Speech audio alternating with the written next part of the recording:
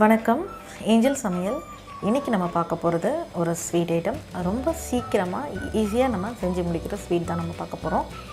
Milk பீடா. இது எப்படி நம்ம ஈஸியாக செய்யலான்றதை பார்க்கலாம் வாங்க.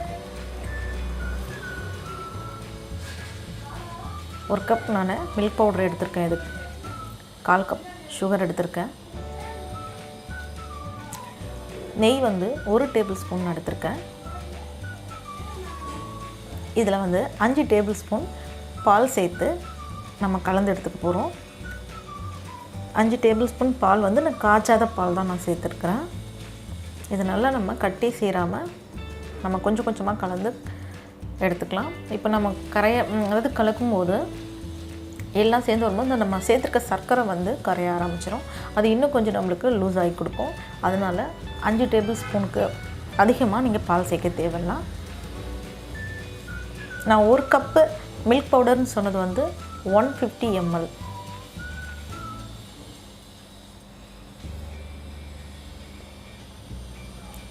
உங்களுக்கு டிஸ்கிரிப்ஷனில் நான் கொடுத்துட்றேன் கரெக்டான மெஷர்மெண்ட்டு. இப்போ இதை நம்ம நல்லா கலந்து எடுத்தாச்சு. இதை நான் ஸ்டவ்வில் வச்சு கட்டி இல்லாமல் நம்ம கை நிறுத்தாமல் கலந்து எடுத்துக்கிட்டே இருக்க போகிறோம்.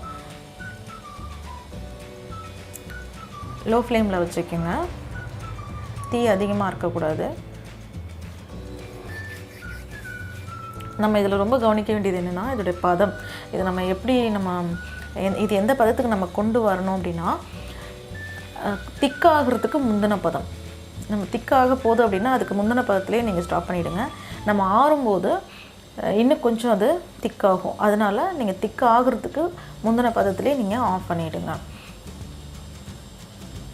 நீங்கள் திக்கானதுக்கப்புறமா நீங்கள் ஆஃப் பண்ணிங்க அப்படின்னா ரொம்ப டைட்டாகிடும். அப்புறம் கடிக்க முடியாது, அந்த சாஃப்ட்னஸ் கிடைக்காது.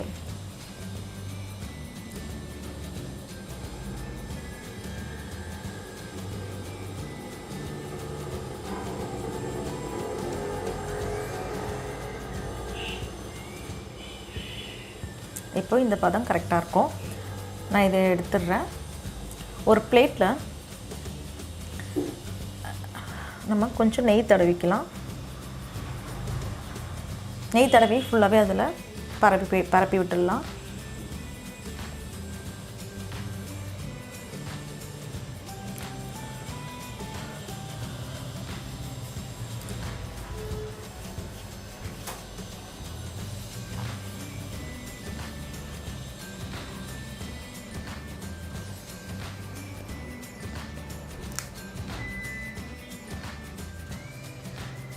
நம்ம இதில் சேர்த்து இப்போ நல்லா கொஞ்சம் பரப்பி விடலாம்.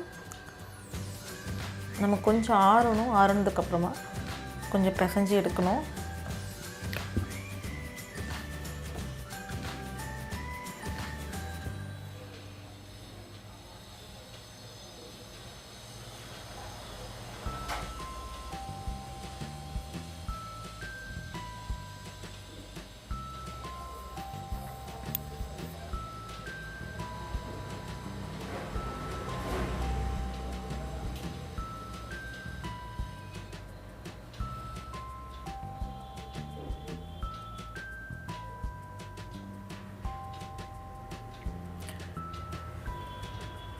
இப்போ இது நல்லா ஆறியிருக்கு. இது நல்லா நம்ம பிசைஞ்சு இந்த மாதிரி தட்டி எடுத்துக்கலாம். இந்த மாதிரி மொத்தமாக வரணும். நம்ம ஃபஸ்ட்டு பிளேட்டில் ஊற்றும் போது அது ரொம்ப லூஸாக இருந்துச்சு. இப்போ பாருங்கள் எவ்வளோ டைட்டாக இருக்குது. அதனால் நீங்கள் கொஞ்சம் டைட்டுக்கு முந்தின பதத்துலேயே எடுத்துருங்க. இப்போ இந்த மாதிரி வச்சுட்டு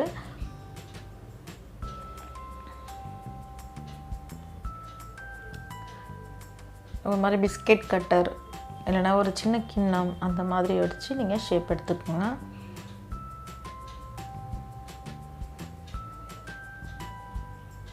இந்த மாதிரி வட்ட வட்டமாக எடுத்துருக்குறேன் ரவுண்ட் ஷேப்பில். இதுக்கு மேலே சில்வர் பேப்பர் இல்லைனா பிஸ்தா இந்த மாதிரி வச்சு நான் இது பண்ணிக்கலாம். நான் பிஸ்தா தான் யூஸ் பண்ணுறேன். இது ரொம்ப டேஸ்ட்டாக இருக்கும். செய்கிறது ரொம்ப ஈஸி, சாப்பிடும் போது ரொம்ப டேஸ்ட்டாக இருக்கும்.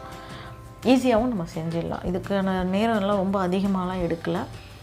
ஒரு 20 நிமிஷத்துக்குள்ளவே இதை நம்ம செஞ்சு எடுத்துடலாம். இது எப்படி இருந்துச்சுன்னு நீங்கள் கமெண்ட்ஸில் சொல்லுங்கள். நீங்களும் கண்டிப்பாக செஞ்சு பாருங்கள். உங்களுக்கு இந்த வீடியோஸ் பிடிச்சிருந்துச்சுன்னா மறக்காமல் சப்ஸ்கிரைப் பண்ணுங்கள். நன்றி.